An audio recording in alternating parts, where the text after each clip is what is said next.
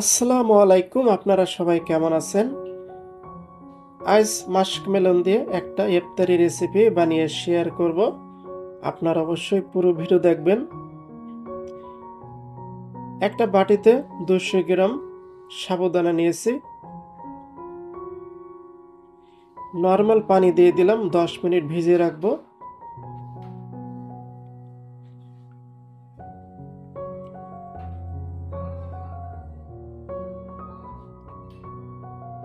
এখানে একটা বাটিতে 20 গ্রাম তুলসী বীজ নিয়ে নিলাম।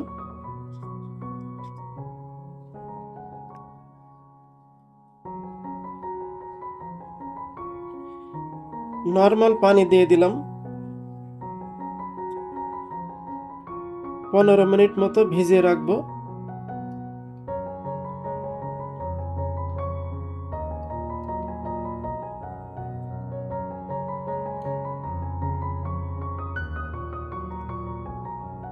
তো সাবুদানাগুলো ভিজে গেছে। ভিজিয়ে রাখলে কিন্তু তাড়াতাড়ি সেদ্ধ হয়। এখন চলে যাব চুলার স্ট্যান্ডে। একটা ফ্রাই প্যান নিয়েছি, সাবুদানাগুলো দিয়ে দিলাম। এখানে পানির পরিমাণটা বেশি দেওয়া লাগবে, কম দিলে কিন্তু সাবুদানাগুলো দলা হয়ে যেতে পারে। মিডিয়াম হিটে রান্না করে নেব 4 থেকে 5 মিনিট। তো দেখতে পাচ্ছেন সাবুদানাগুলো সেদ্ধ হয়ে গেছে। ভিজে রাখলে কিন্তু সাবুদানাগুলো তাড়াতাড়ি সেদ্ধ হয়, আপনারা অবশ্যই ভিজে রাখবেন। এখন সাবুদানাগুলো নামিয়ে নেব।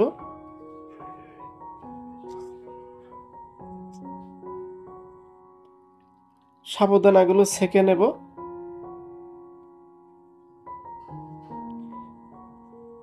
এখানে নরমাল পানি ব্যবহার করব।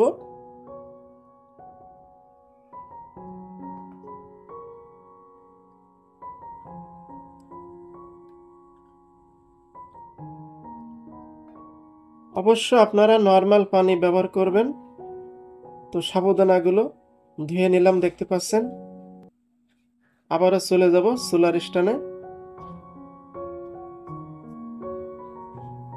আবারও একটা ফ্রাই প্যান নিয়েছি, দিয়ে দিলাম 800 ml তরল দুধ।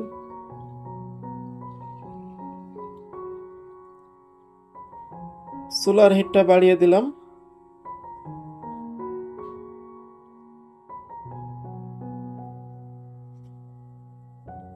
এখন দিয়ে দিলাম 100 গ্রাম চিনি। আপনারা যেমন মিষ্টি খেতে পছন্দ করেন তেমন মিষ্টি অ্যাড করে নেবেন। তো 10 মিনিট মতো রান্না করে নেব। তো প্রায় রান্না শেষ, দেখতে পাচ্ছেন।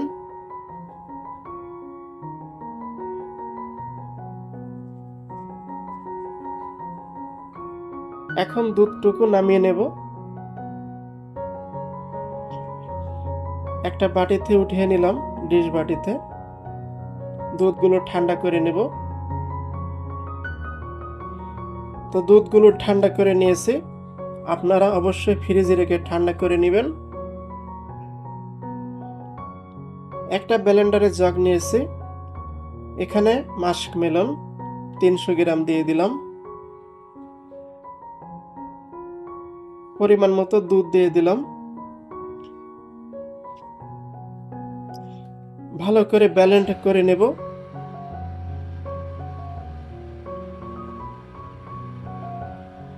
তো ব্লেন্ড করা হয়ে গেল।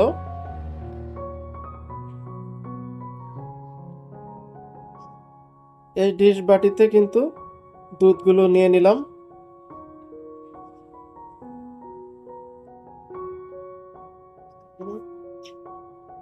ভেজানো সাবুদানাগুলো এখন দিয়ে দেব।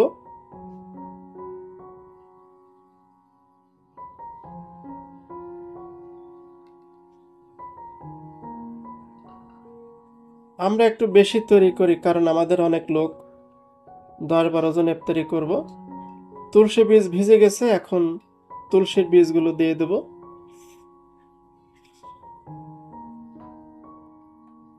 ভালো করে মিক্স করে নেব।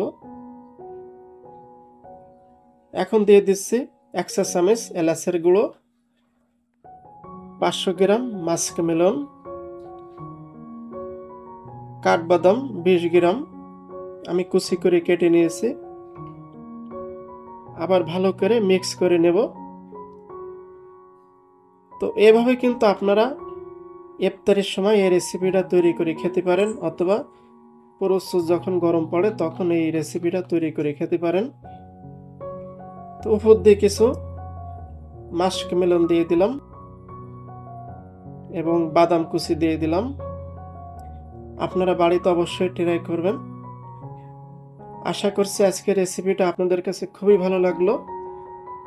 কমেন্ট করে জানাবেন এবং ভিডিওটি ভালো লাগলে শেয়ার করবেন। আসসালামু আলাইকুম, আল্লাহ হাফেজ।